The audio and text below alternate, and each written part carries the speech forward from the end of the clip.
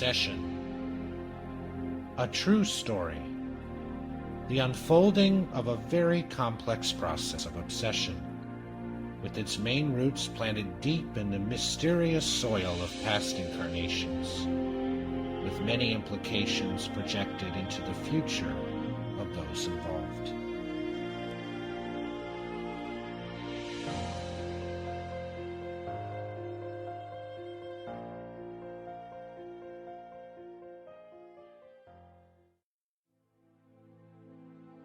Hello everyone, and welcome again to another episode of Obsession. Today we're going to go back to the Santa Maria's family as they begin to understand the principles of mediumship and begin to be connected to the idea that maybe through Spiritism they can find an answer to the problems facing their daughter. It seems hard to believe after the last episode where the Santa Marias became so incensed or angry learning about the nurse working at the hospital who was a spiritist and was trying to influence negatively in their minds their own daughter and their daughter's progress and health. We'll see in this chapter that there's a message that woke up their hearts, it seems, as we'll see, and provided them with a renewed sense of hope and confidence. With that in mind, let's begin today's reading with a brief prayer. Dear God, thank you so much for once again opening up this space to begin to reflect upon the issues facing mental illness and how we, as Spiritists and those engaged in understanding the spirit realm, can be of help in guiding and assisting our incarnates and discarnate friends with their obsessive problems, with problems that may take decades, hundreds of years, thousands of years to resolve, which we have as unique, from our unique vantage point, the perspective and opportunity to begin to help others to address. So allow this reading of Chapter 8 of Obsession for all of us to reflect upon our duty. And thank you, God, for giving us this power of recognition of the spirit realm. Thank you, God, for opening up our hearts today. For God, you are the source of love and light in the universe. And we thank you so much for this blessed opportunities of reflection that we have. We thank you for our intellect. We thank you for all the people that have come into our lives who have influenced us. We thank you for our hardships. And we thank you for all the good that comes from all the people we meet on a daily basis, all the love that we receive. Thank you, Lord, for this blessed gift of this reincarnation to learn, to love, and to serve. And so be it. Let's begin our reading of Chapter 8.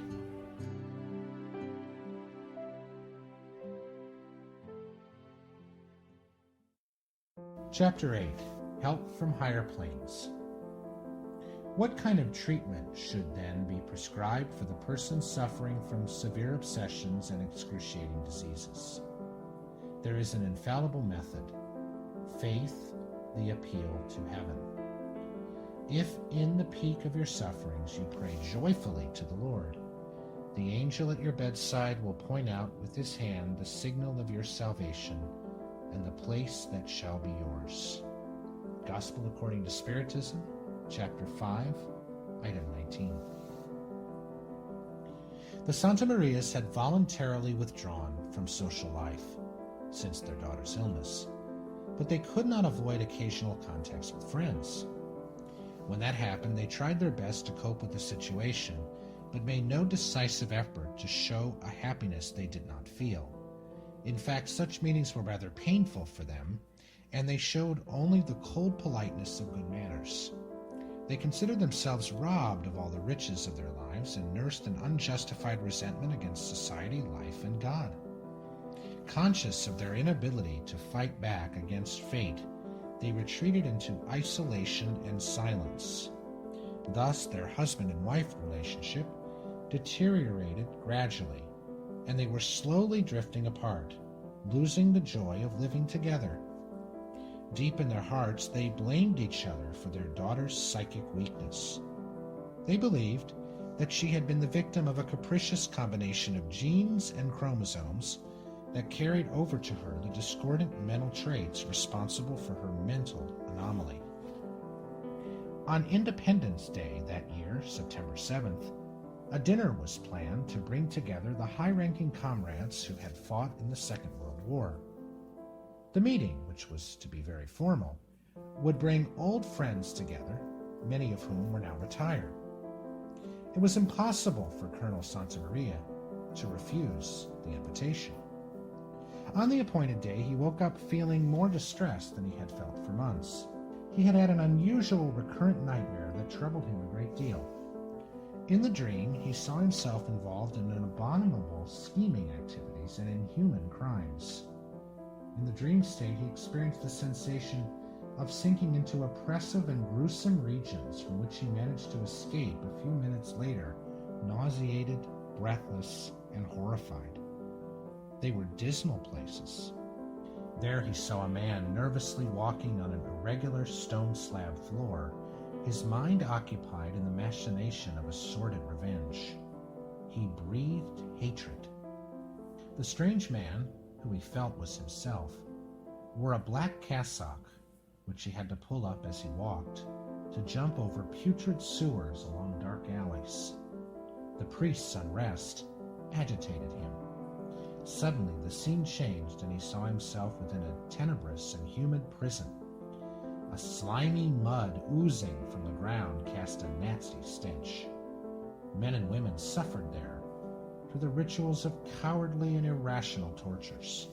He could hear their blasphemies and moans, and he could see their decrepit bodies, some showing open fractures, others putrid wounds. All that horror, he knew, was the result of that infamous wheel. He would wake up from time to time, exhausted, only to fall back into sleep and continue the same dreadful nightmare.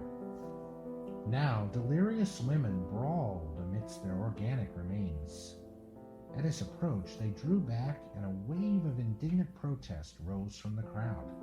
His name was deprecated in connection with somebody else's, referred to as his accomplice, of whom they affirmed themselves to be the victims. The frightful vision tormented him. In a supreme effort, he managed to emerge from the torpor that subdued him and sat up in bed, drenched in a cold sweat. Greatly disturbed, he had left his bed and waited for the morning to come. And that day had been very unpleasant. He could not forget the scenes of the dream or the faces he had seen. At 12, after lunch, he tried to rest but could not dismiss the nightmare from his mind in order to relax. The day ended in apprehension and expectation. The warm and starry evening was like a diamond dome sparkling over the colorful, luminous city. At 9 p.m., the guests began to arrive at the club where the reception was to take place. Happiness was on every face. Snacks and drinks were served while they waited for the big dinner. Colonel Santamaria met many of his friends, recalled half-forgotten yet vivid emotions, and for a brief moment his misfortunes seemed to slip into oblivion. Among his own colleagues from the military academy, he met a close friend who had been serving abroad and was now back home.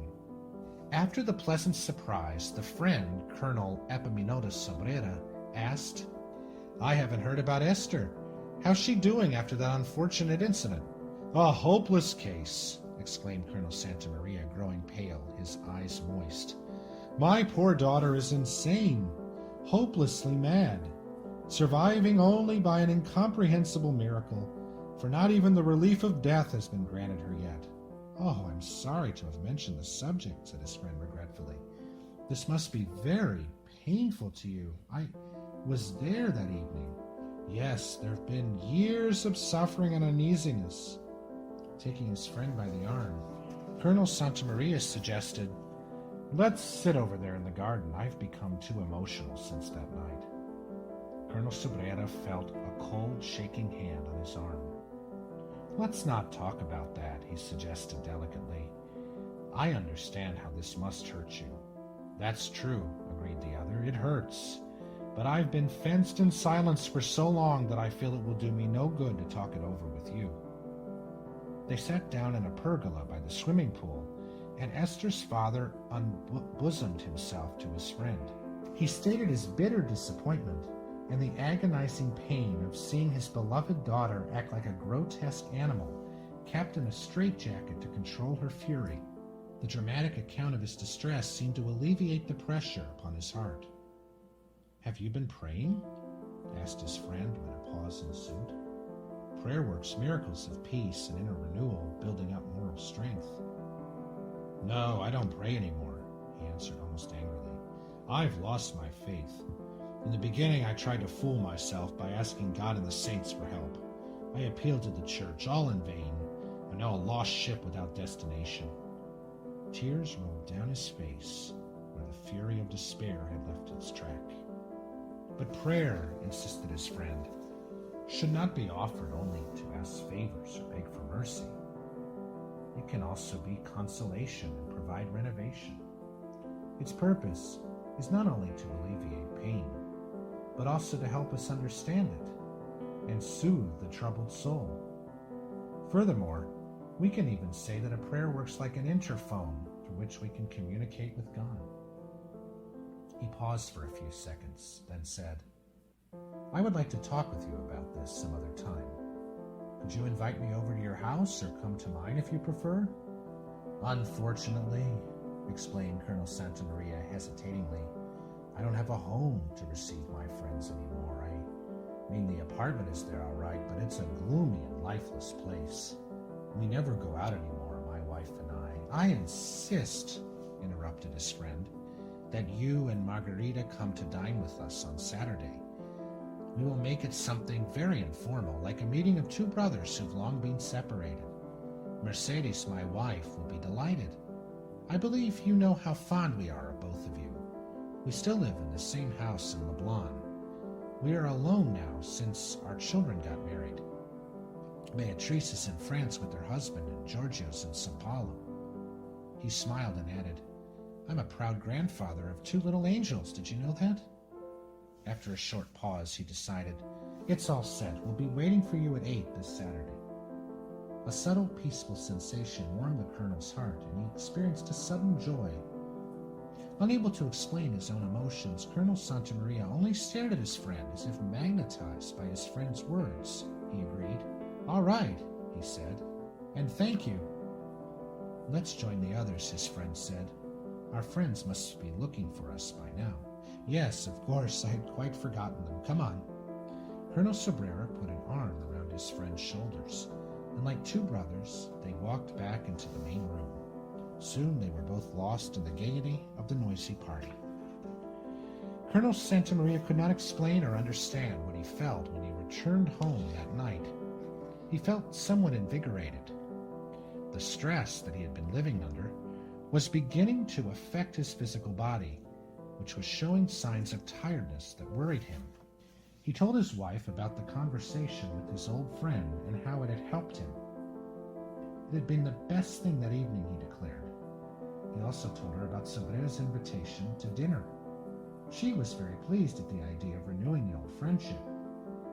As they exchanged impressions of the evening, Donna Margarita informed her husband that she had also had a very interesting conversation with Donna Mercedes. The lady had shown a real interest in Esther's problem. In spite of all the noise around them, Donna Mercedes had managed to give a full and affectionate attention to her. "It's a shame," Donna Mercedes had said, "but all is not lost yet," she had added hopefully. That last sentence had been spoken with feeling, as if deploring the impossibility of her doing something she felt important but perhaps inconvenient. Donna Mercedes had also promised to visit her so that they could talk the matter over more carefully. She would consider the problem more deeply, she had said. It was then, in an atmosphere of hope, that the Santamarias went to the home of their friends on the evening agreed upon. The Sobreras lived in a fine two-story house, surrounded by trees set back from the street. Colonel Santamaria and Donna Margarita were welcomed at the door and immediately taken to a large, comfortable living room. "I want both of you to meet my friend Joel," said the host, introducing a young man. "He's an army officer like us, a lieutenant colonel. I think you know him, Constancio." "Yes, I do. I had the pleasure to serve with him in Italy during the war. Yes, of course I do remember." Colonel Santamaria could not hide his disappointment at meeting a stranger at his friend's home when he would like to be alone for the intimate conversation they had intended to have. "I invited Joel especially for this evening," said Sobrera. "We're very close friends, and I was eagerly waiting for you. I thought of the good his presence might do us all." "Why, most certainly," replied Santamaria in a toneless voice. He was obviously displeased. His face darkened at the thought of having the theme of his daughter's illness discussed in the presence of a complete stranger. But as a civilized man, he tried to conceal his feelings and be polite. The dinner went pleasantly. It was a simple and tasty meal. Although a recent widower, Joe was serene and jovial. At 40, he was a strong, good-looking, and athletic man with brilliant eyes. He spoke without affectation, and his voice was agreeable to hear. After dinner, coffee was served. Everyone relaxed, and the conversation turned to the trivialities of life. A fresh, gentle, lightly scented breeze blew in from the garden. To start the main subject of their conversation that evening, Sobrera asked, "Any news of Esther? Since our last meeting at the dinner party, I've been thinking of her constantly. I've also been praying for her. Since we have been away from each other for so long, I didn't have the chance to tell you that I'm now a man of faith. In fact, I've been so for a couple of years now.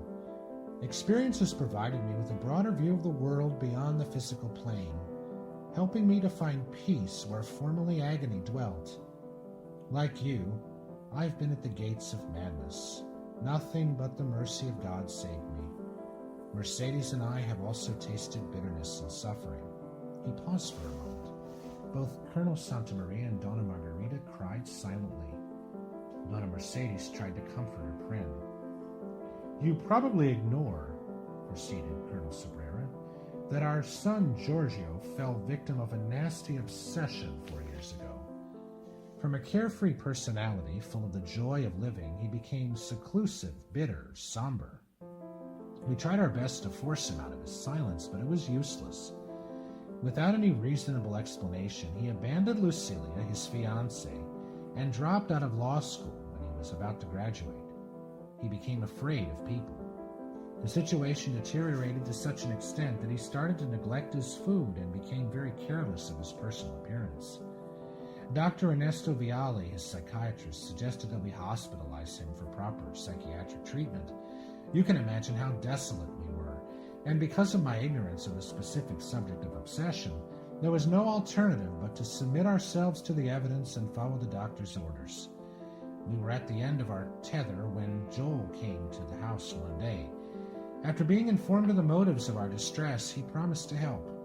We listened to him, followed his advice, and I must say that we owe to him the happiness of a new life and the return of joy to this house. This is why we decided to invite him over tonight." "Is the lieutenant colonel a psychiatrist?" asked Colonel Santamaria with interest. "No, he is not. He's a man gifted with the sixth sense called mediumship." Sensing the line of the conversation, Colonel Santamaria broke in, "I'm sorry, but such is my ignorance in these matters that I wish to keep my incredulity, and I have the most vivid dislike for such things." "Please listen without prejudice," interrupted Colonel Sobrera serenely. "It isn't just a question of things. Mediumship is an important paranormal gift, and it is now under the scrutiny of science in all the major cultural centers of the world. To reject it blindly out of pure personal prejudice, if you'd excuse me, amounts to foolishness and silly pride. You know Mercedes and me well enough, I guess, to be able to judge our moral standards." He cleared his throat and proceeded. "I've always been a stern man, indifferent and cold to any kind of mysticism. You and I went to the same school that strengthened our character. Don't believe it was easy for me to change concepts, opinions, and the very structure of my faith. Religion, for me, was a mere social act that didn't give me any inner comfort. It was an accommodation, not a conviction. But isn't mediumship something connected with black magic, spiritism, voodoo? Asked the colonel, a little put out. Sure, replied Sobrero delicately, for mediumship is in itself a neutral force, like intelligence, for instance, which can be found at work for the highest human ideals, but may also be detected way down in the extremes of debasement, concocting the nefarious schemes that, for example, created the horrors of the concentration camps in times of war. Mediumship is, let us say, a channel, a way. Through it, the ones who once lived on the earth plane can shuttle regularly between the two planes of life, the material and the spiritual. The faculty or gift, if you prefer, submits itself to the concessions of those who control it, that is, the medium himself. Yet, insisted Colonel Santamaria, those who once lived on earth, as you say, are dead and gone, finished. Besides, I abhorred these so-called spiritist practices. You're making a grave mistake, my friend, retorted Sobrero reproachfully. I used to think just like you. Truth, however, is quite a different matter. Please, Constancio, his wife pleaded, let's listen without prejudice. Do you believe that Epaminondas would allow himself to indulge in any practice that would discredit him? The opportune question sounded like an admonition, and the disgruntled colonel fell silent. By now, magnetized by the higher spirits, who were conducting and inspiring the important meeting, the room was saturated with soothing vibrations. After thanking Mrs. Santamaria for her good words, Colonel Sobrero continued, I understand how this might sound strange to you. Could not be otherwise. We had the same shock ourselves, not so much because the subject is too unusual, but we must admit that we're still backward human beings, deeply soaked in our vanity, overrating our small possibilities. Such an attitude doesn't help us one iota. It only precipitates us in a downfall, victims of our own folly. In the past, he continued, churchmen and scientists labeled Spiritism a satanical doctrine, a madness maker, but the doctrine ignored the malicious forecast and carried on undisturbed. It is no secret today that many outstanding men, both honest religious persons and conscientious researchers, are studying and conducting valuable experiments good enough to confirm the genuineness of the observed facts and to state the truth of its concepts. Those who still oppose it have not studied enough to learn about its multiple aspects, scientific, philosophical, and religious.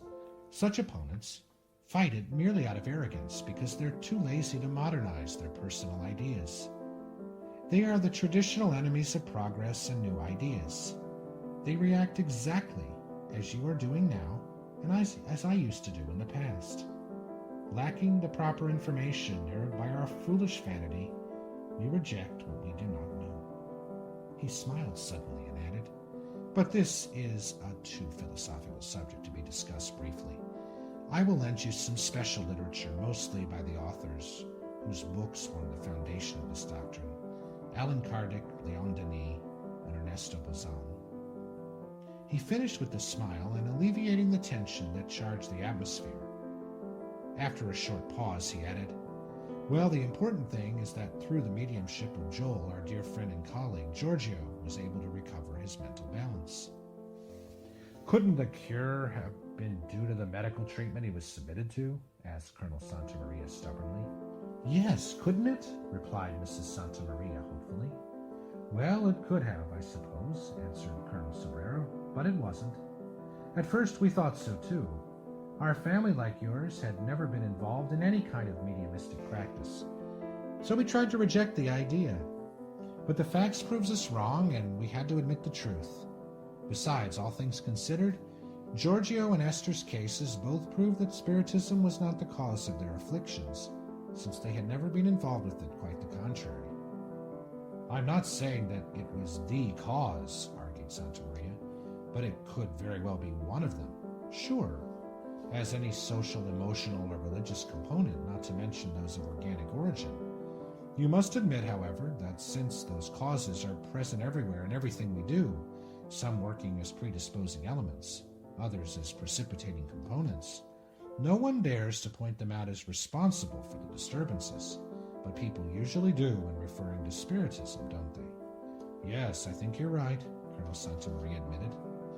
Our dear Joel, the speaker went on, learned from his spirit friends that the alleged madness attributed to Giorgio was in fact a case of spirit obsession, whose roots could be found in our past life, that is, in a past lifetime, a former incarnation. He explained to us how the mechanism of divine justice works through reincarnation. Finally, he offered to take us to a seance where we could see for ourselves.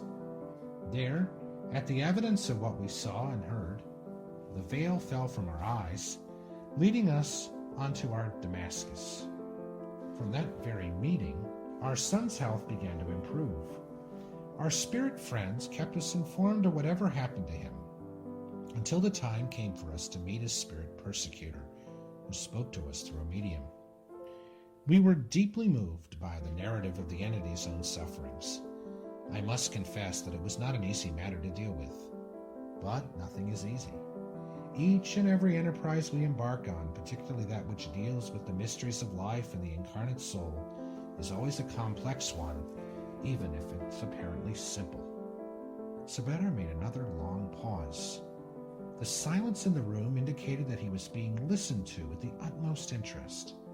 The vigorous minds and hands of the invisible superior entities were helping them with passes, soothing them, enlarging their understanding, and liberating them from the heavy fluids and miasmas which enveloped them, clouding their sound judgment. In a couple of weeks, Sabera continued, our son was healed and back home with us, calm and diligent as before, and he has remained so to this day. Finally, Sabera plunged into the subject that really interested him. We would like to have your permission to examine Esther's problem through mediumship. The day after tomorrow, our group meets for its regular session. The opportunity seems favorable. Time is very important in such cases. If we want to avoid an irreversible conditioning for the patient and the onset of complex injuries to the brain, we will have to act promptly. We'll keep you informed of our findings and then decide what to do. It's all right with me, agreed Donna Margarita hastily. Colonel Santamaria cleared his throat. Until recently, I would rather have had my daughter mad than involved in these, well, never mind. However, in view of your argument, and considering the confidence we have in you, I can't possibly reject your proposal, no matter how strange it sounds to me. That's perfectly understandable, said his friend. You could not react otherwise. Joel had listened to the entire debate in silence. When a pause ensued, Colonel Santamaria turned to him and asked, I understand you lost your wife recently, yet you look so tranquil and comforted. To me, death is too unpleasant, if not cruel. Being a young man, didn't you revolt against it? No, answered Joel. Isabel, my wife, was a spiritist like myself. I miss her physical presence at home, of course, but she's never totally absent. I know she's alive in another sphere of life. We can and do communicate occasionally. I am sure of immortality, and I'm awaiting our definitive reunion later on when I myself will also have crossed the border. Since I know there is no death, the problem narrows down to a simple matter of time and faith. Time will reunite us, and faith will help us to wait. What a beautiful doctrine, exclaimed Mrs. Santamaria. How is it possible to act this way before the ugly face of death? Because we're absolutely sure of survival, said Donna Mercedes. Don't we mothers keep our hope when everything else fails because of the love we cherish? This very same love never disappears, nor can it be destroyed just because our bodies die. Love is the source of this serenity, and it's confirmed in the daily spiritual communion with our beloved departed ones. Since we've come to an understanding, said Sabrera, I'd like to suggest that we say a prayer for Esther, asking for the spiritual assistance she needs. And Colonel Sabrera, touched by a sincere and deep emotion, said a fervent prayer on behalf of Esther. After that, a long silence fell upon the group, and Joel, controlled by his spirit friends, transmitted a message of love and hope, while the Santa Marias watched curiously. It had been a very positive meeting. The Santa Marias left their friend's home deeply immersed in thought. As they drove home, they looked forward hopefully. In the sky above them, the stars twinkled, as if sending down messages of hope and confidence to them.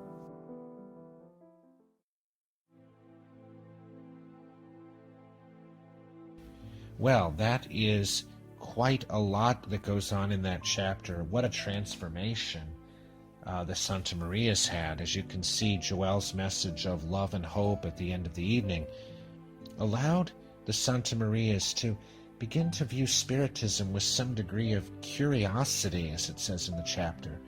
They became hopeful and confident, whereas at the beginning of the chapter, you can see how they felt at the beginning robbed of their social life. They resented society, life, even God. They moved into isolation and silence. Their relationship began drifting apart. They felt like victims, even though they were connected with these material connections. And you can see how these material connections can make you, if you focus on that as your primary source of identity and hope. What happened, I want to have a big house, I want to have a big car, a successful career, and so forth. These material connections, when they collapse, and they ultimately will, can lead you to great resentment. It may not happen in this lifetime. It might happen as you discarnate, or after you discarnate. You might begin to start realizing that you resent losing those connections. But it's only in the message of Spiritism and the message of the good news and the gospel that a placid sense of peace and love and serenity could possibly take place after what Joel experienced, right? His wife died. He felt this source of serenity and love that extended beyond the physical body. And that seems to have touched the Santa Marias. And that is what seems to have convinced them to move forward with the idea that maybe a mediumship meeting could help address Esther's problems. The Colonel's friend and Joel never convinced them of the Santa Marias intellectually of the specific treatment that Esther could receive.